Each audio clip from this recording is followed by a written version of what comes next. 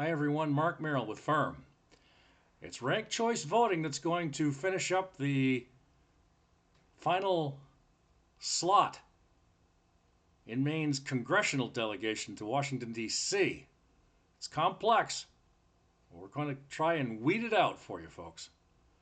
The process to complete the state of Maine's 2024 ballot counting started with a recount of the votes cast on November 5th in many areas.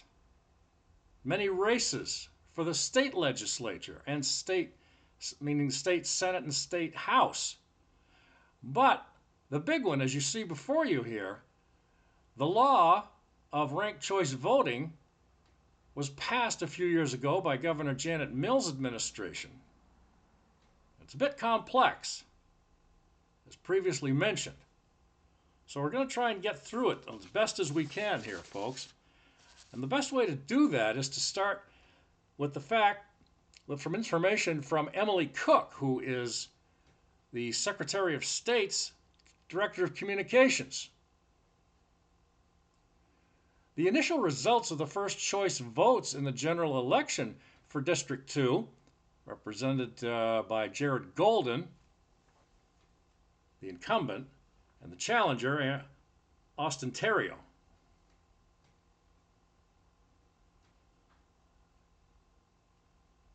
The trailing candidate, in this case it's Terrio, because the statistics came down to 50.4%, we believe, with Jared Golden claiming victory, which was in error. And Austin Terrio came up with 49.1 or 0.2%, without the figures in front of us. Less than 1%, folks. So we're going to get to the details on that, as to why that is important.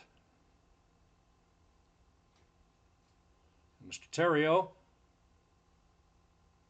knowing what the laws were, according to his staff, his campaign people, filed a recount. And that's where we were. Back on November 12th, which is where it started. With the candidates and one declared write-in,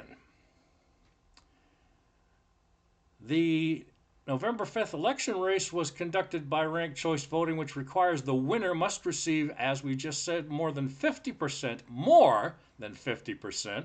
So Mr. Golden was out of line. Didn't check with the law or his staff or the state secretary's office. We are going to supply a couple of pages so you can check out the details for yourself, ladies and gentlemen, because that's what we like to leave it up to, is you, the general public, and you need to know because it's your rights and freedoms on the line, not just Jared Golden or Austin Terrio. It doesn't matter who the candidates are, folks. It's all about getting it right under the law.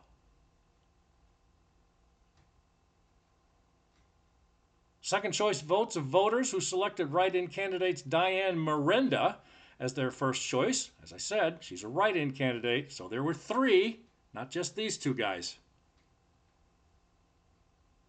As well as second choice votes from ballots which were blank on the first ranking, added to the first choice votes for Congressman Golden and State Representative Austin Terrio to determine which candidate achieved more than 50% of those votes cast in the final round. But under Maine law, municipalities had 2 days to report official results to the Secretary of State's office. So what the heck happened there? Maine Congressional District 2 is made up of all municipalities and unorganized territories. That's where we come in with this map right here, folks. Put together briefly to give everyone out there in Maine and around the country. Very important here, we're talking about a vote, whether Republican or Democrat, in the United States House of Representatives.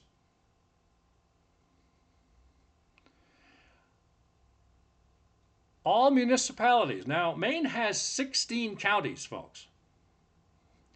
There's 11 that have been highlighted here by yours truly to indicate the entire state over here.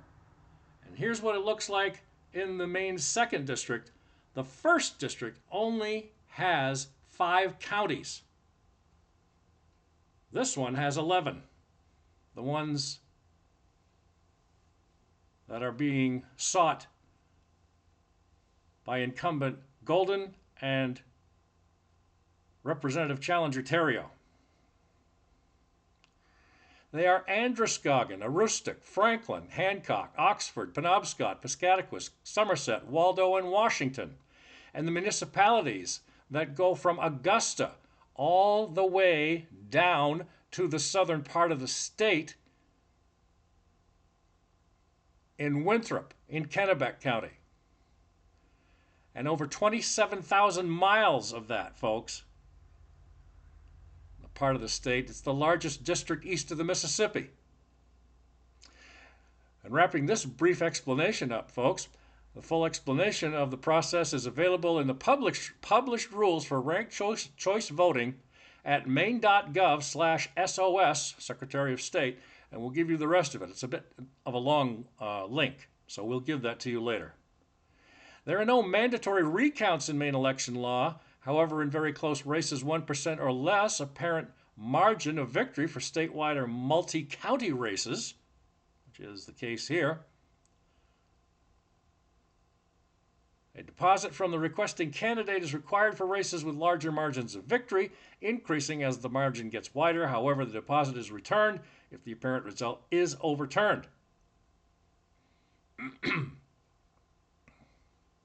In a recount, representatives of each candidate and staff members from the Department of Secretary of State mutually review each paper ballot to determine the official vote tally. That was done on November 12th and November 14th. Official results will be available and posted 20 days after the election as the files of the election results page comes up under the Secretary of State's link, and we, as we mentioned, will give that to you as things keep going. The count's a lengthy process, folks, but it must take place because it's under the law. For those of you out there between the ages of 18 and 30 are a little impatient, too bad.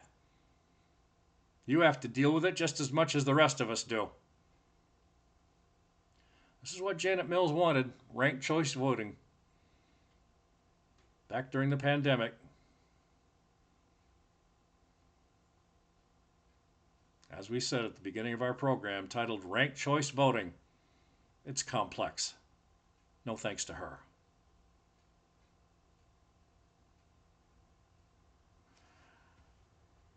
And we're going to give you a brief explanation of some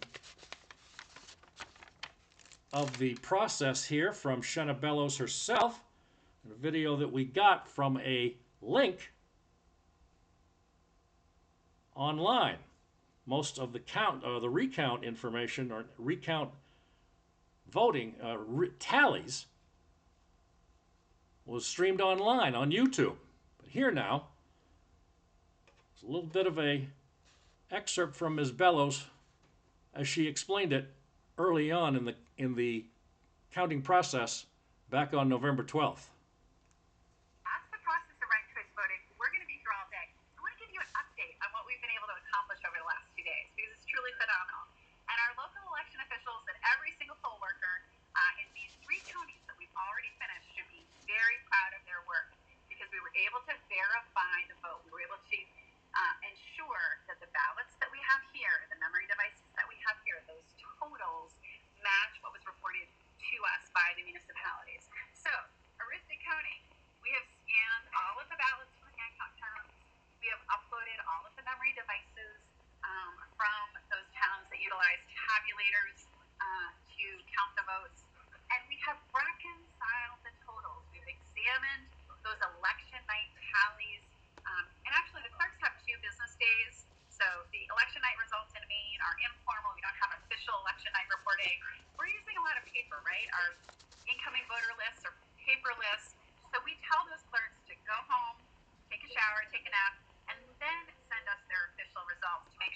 weren't any typos or transposition errors, and sometimes those happen, especially if people are counting at 2 o'clock or 3 o'clock in the morning on election night, as required by law, because the count has to happen on election night. But then the towns can take a deep breath, review those numbers, certify those results to the Secretary of State. So what we confirmed in Aroostook County is that the results coming into us from the towns and all of the ballots cast, those totals match what we have here on site. So we know count all of the ballots. And not only do we in the Elections Division of the Secretary of State reconcile those vote totals, but we invited representatives from the 2 campaigns, from the Golden campaign, from the Terrio campaign, and they have attorneys here. We have some congressional observers here from both the Republican and the Democratic side.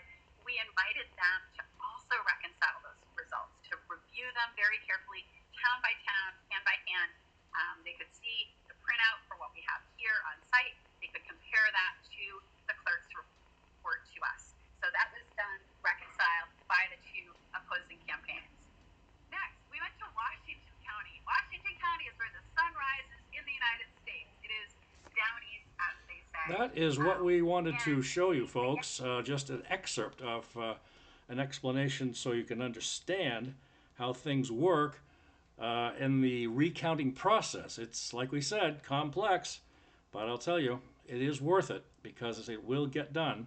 And this is going to be, we'll give you a wrap-up date or a future date shortly in this podcast.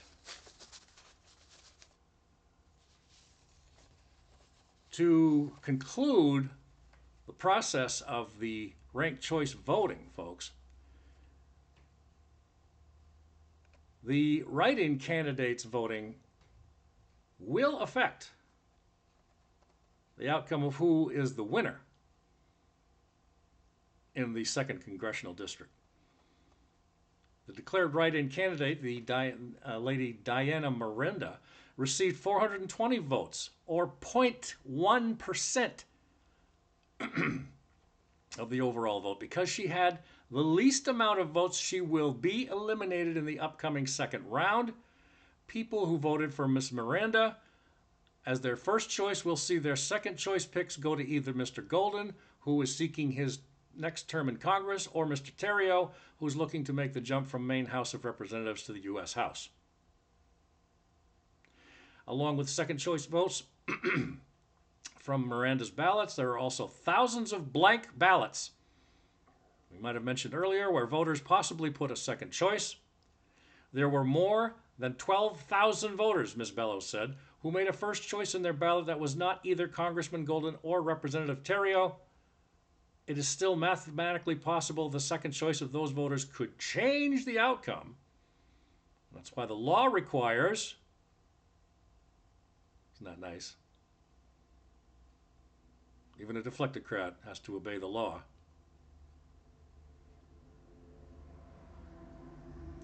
Ms. Bellows said it's still mathematically possible the second choice of these voters could change the outcome. That's why the law requires that they proceed with a ranked choice voting tabulation. According to her, Maine counts votes for write-in candidates who are not on the office's list of declared write-in candidates as blanks. It's possible that people chose other politicians or leaders in Maine in the community, in Maine as the write-in. Under Maine law, they don't count. Under Maine law, they do not count. So they have to be taken out of the total. They're counted as blanks. It's not that people didn't vote. It was that they were expressing their views for a different alternative. And lastly, folks, the second choice votes marked on the ballot or blank ballots also will either go to Golden or Terrio. With all of those added votes, whoever receives more than 50% of the vote in the final round is declared the winner. That's really it, folks, right there. The completed recount of all 2nd District counties and the uniformed overseas absentee ballots is expected to be completed by the end of the week. Might not be until the following week, and we'll get right on a podcast here, or maybe even a short podcast to give you the name of the official winner of the 2nd Congressional District race when it becomes available. In the meantime, folks, as always, check into all of our podcasts here on rumble.com/fairnessmedia1, Twitter, YouTube, and 24 hours a day here, folks. 7 days a week, right at the bottom. fairnessinreportingmedia@gmail.com, fairnessinreportingmedia@gmail.com. We love to hear from you, the American voter, the American people, Maine people, especially where we're located, right in the heart of central Maine. For any ideas and suggestions for other topics you would like to hear discussed or possibly do an interview. Stay safe, everyone, and peace to all.